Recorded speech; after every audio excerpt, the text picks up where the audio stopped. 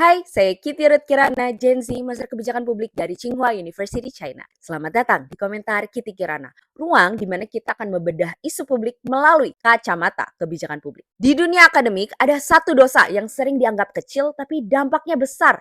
Kesombongan institusional. Ketika sebuah kampus merasa dirinya terlalu tinggi untuk diperiksa, terlalu suci untuk diaudit, terlalu besar untuk tunduk pada hukum. Dan dalam kasus ini, istilah itu muncul di persidangan resmi Komisi Informasi Pusat. Ketika Majelis KIP menyebut sikap UGM, Universitas Gadjah Mada, sebagai bentuk chauvinisme institusi. Karena UGM menolak melakukan uji konsekuensi yang diwajibkan peraturan perundang-undangan. Komisi Informasi Pusat adalah lembaga negara yang dibentuk berdasarkan Undang-Undang Nomor 14 Tahun 2008 tentang keterbukaan informasi publik. Dalam sengketa ijazah Presiden Jokowi, KIP memerintahkan UGM untuk melakukan uji konsekuensi atas dokumen administrasi akademik Jokowi, menyampaikan hasilnya dalam waktu 14 hari, menentukan mana dokumen yang boleh dibuka, mana yang dikecualikan, dan apa dasar hukumnya. Tetapi yang terjadi adalah penolakan. UGM menolak melakukan uji konsekuensi, menolak membuka dokumen, dan menolak memberikan justifikasi formal.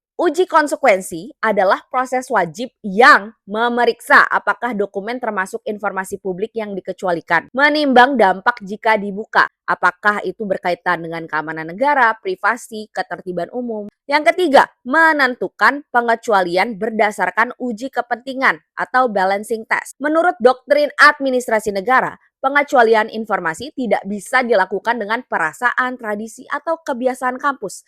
Harus dengan argumentasi hukum tertulis. Dengan menolak uji konsekuensi, secara akademik, UGM dianggap melanggar prosedur hukum formal yang dirancang untuk menjamin akuntabilitas publik. Dalam persidangan KIP, muncul istilah yang keras, chauvinisme Universitas Gadjah Mada.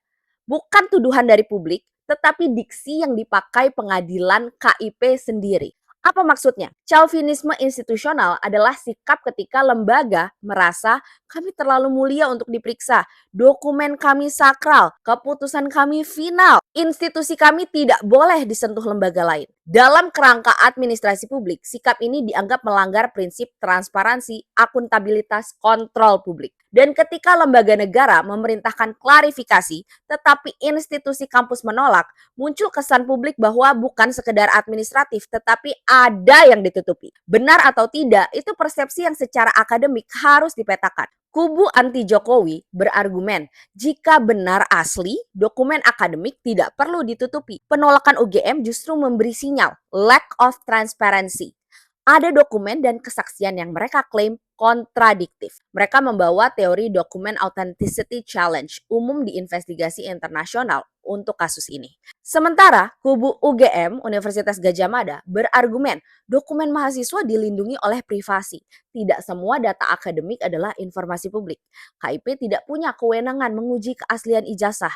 Mereka sudah menyatakan Jokowi adalah alumni. UGM memakai argumentasi protection of privacy dan institutional integrity. By the way, jangan lupa subscribe, like, komen, dan share video ini supaya konten edukasi kebijakan publik bisa tetap hidup. Jadi, Komisi Informasi Pusat itu tidak memutus apakah ijazah asli atau palsu. Itu bukan kewenangan dari KIP.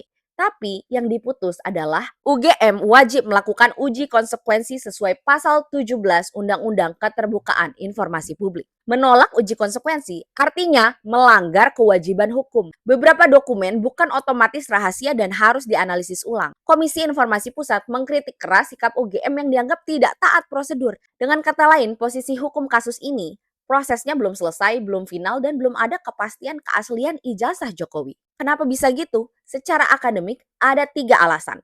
Tidak ada lembaga yang secara formal memverifikasi keaslian ijazah. Mahkamah Konstitusi tidak memeriksa, KPU tidak memeriksa, KIP tidak memeriksa. Artinya belum ada forum hukum yang memutus substantif dari ijazah itu sendiri. Yang kedua, UGM menolak membuka dokumen administratif kunci, sehingga data pembanding tidak tersedia. Dan yang ketiga, secara hukum, proses sengketa informasi masih bisa banding ke pengadilan. Jadi pernyataan, kita belum pada titik kepastian apakah Presiden Jokowi benar sarjana kehutanan UGM atau bukan, adalah pernyataan akademik, bukan politis karena unsur pembukanya belum tersedia. Jadi jika ada yang menyatakan bahwa Presiden Jokowi itu belum benar sarjana kehutanan UGM, itu adalah pernyataan akademik, bukan politis, karena unsur pembukanya belum tersedia. UGM harusnya memberikan bukti administrasi sejak Jokowi diterima menjadi mahasiswa UGM, menjalankan perkuliahan termasuk KKN, hingga akhirnya diwisuda sebagai sarjana kehutanan UGM. Itu harus ada bukti administrasinya, sehingga bisa diverifikasi. Jika ijazah Jokowi terbukti palsu, maka ada 4 konsekuensi hukum. Yang pertama, konsekuensi pidana berdasarkan pasal 263 KUHP, pemalsuan dokumen. Pemalsuan ijazah itu termasuk tindak pidana dengan ancaman hingga 6 tahun penjara.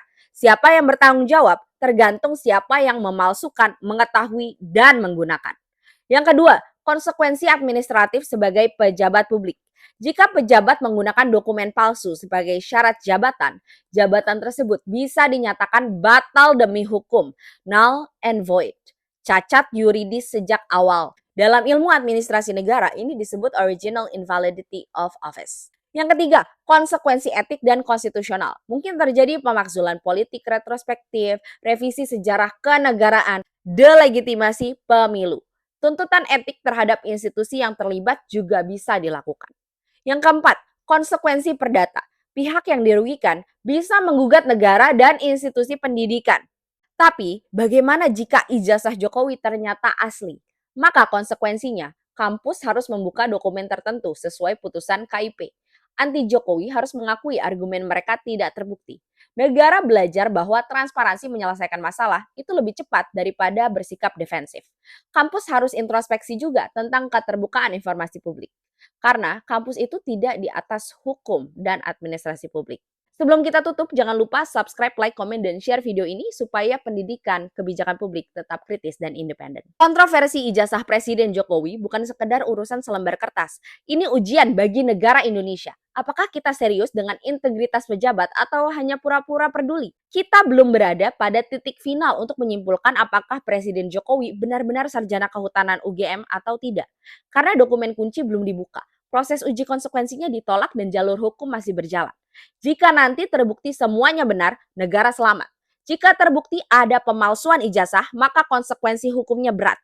Bukan hanya bagi pelaku, tapi bagi sejarah Republik Indonesia. Karena besarnya suatu bangsa ditentukan oleh kejujuran pemimpinnya.